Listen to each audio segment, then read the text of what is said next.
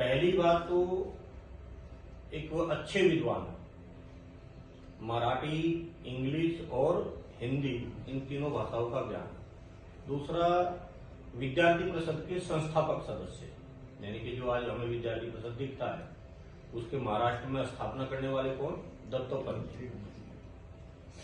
फिर कई बार कुछ संगठन संघ परिवार के कांग्रेसियों के कहने से भी बने, ये गजब की बात है। इसमें भी वर्णन आया है कि इंटक का प्रभाव बढ़ रहा है और वो रूस के कहने से चल रही है, और वो मजदूर भारत में कभी भी कुछ कर सकते हैं। एक नारा लगता था, चाहे जो मजबूरी हो, मांग हमारी पूरी हो, यानी कि देश भाड़ में जाए, देश से हमें कोई मतलब नहीं।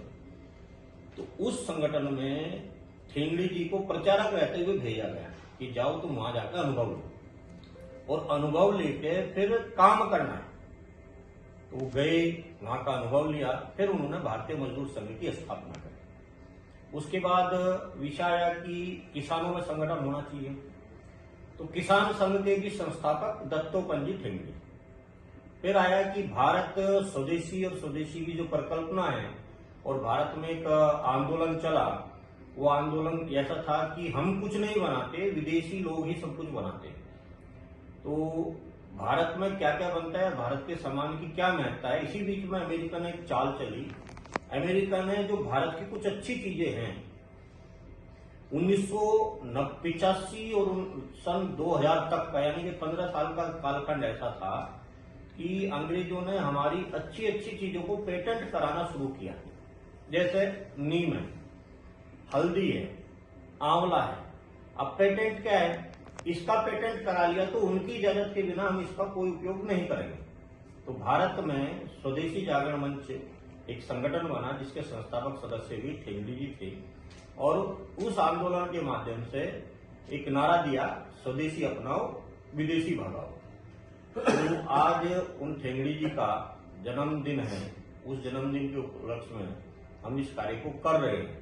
और मैं कई बार कहता हूं कि आज हमने चिप बनाई है, आज हम मिसाइल बना रहे हैं।